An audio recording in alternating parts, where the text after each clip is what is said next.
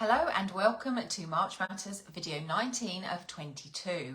So if you know me, you know that I am likely to broadcast only when I feel that I've got the right energy to do it and there's a message that I want to share.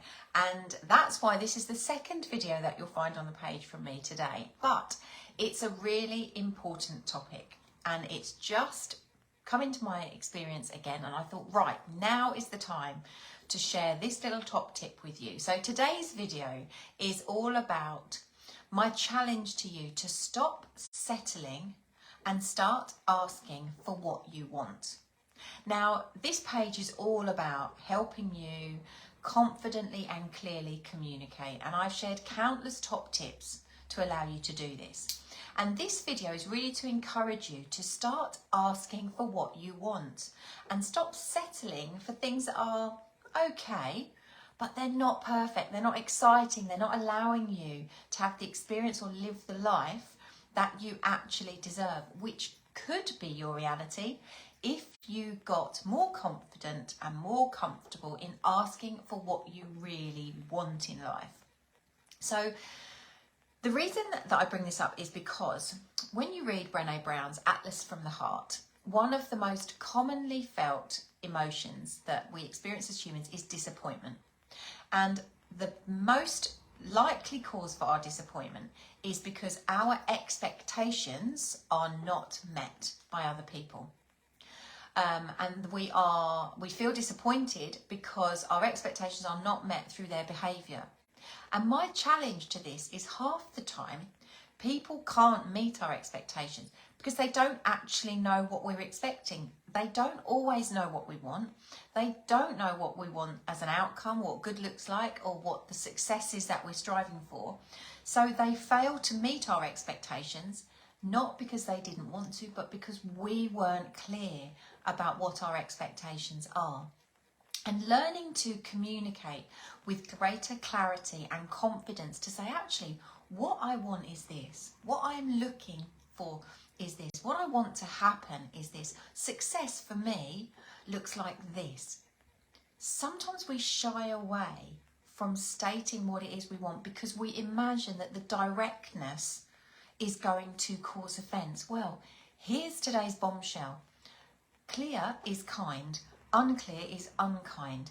If we go back to the founding principle of everything that I believe linked to communication, clear is kind. When we are clear about what we want, it allows people the opportunity to respond. They don't always have to say yes. We're not always going to get the outcome we want, but we will be kind enough in removing any ambiguity and any frustrations linked to trying to work out what we want so that people can either deliver it or offer us something different in exchange. And I use this approach of being really clear on what I want all the time.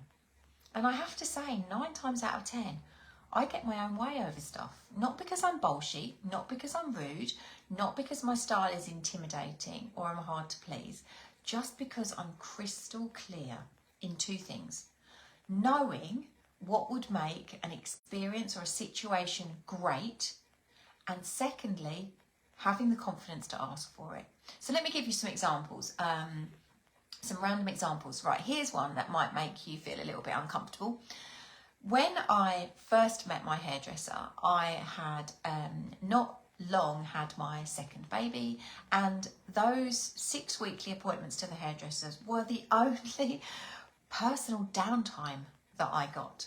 And therefore what I didn't want to do was make mindless small talk about where I was planning to go on holiday, whether I had any pets, what I thought of current affairs, and just general chit chat. It was the only peace and quiet time I got. So what would make that hairdressing experience go from okay to great would be for me to be able to sit quietly and read a trashy magazine and just drift off and have my hair done.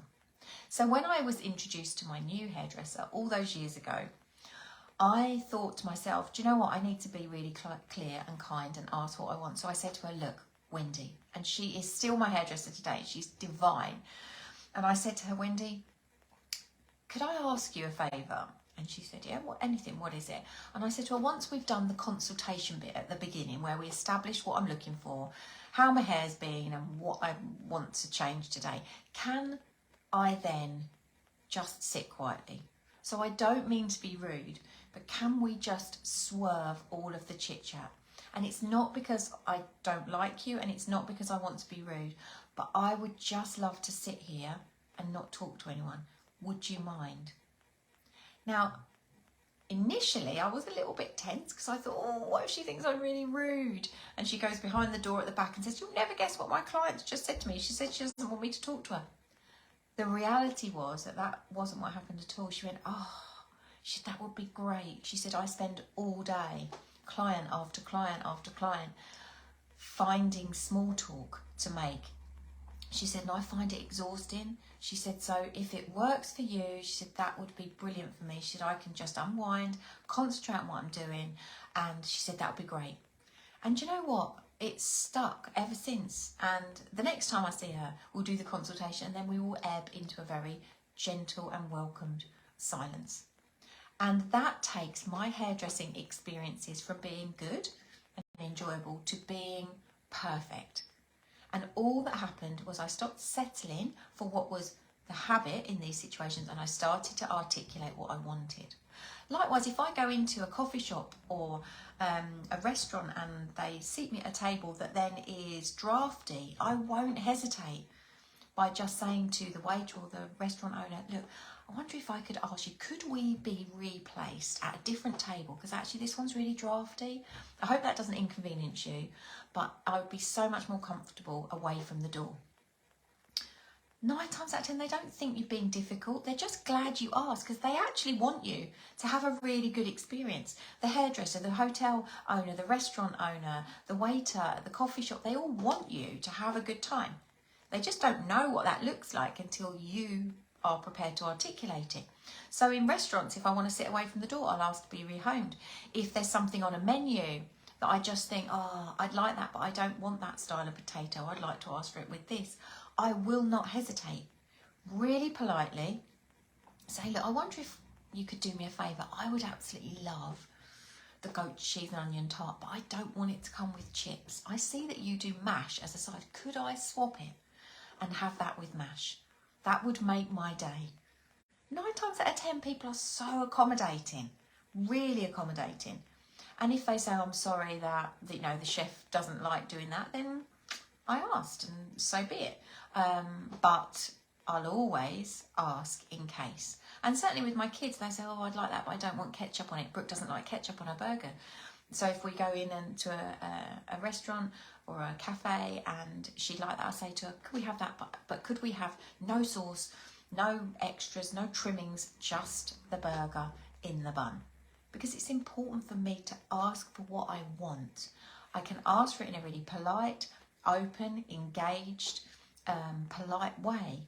I'm not guaranteed the outcome I want, but 99 times out of 100, I will get what I want.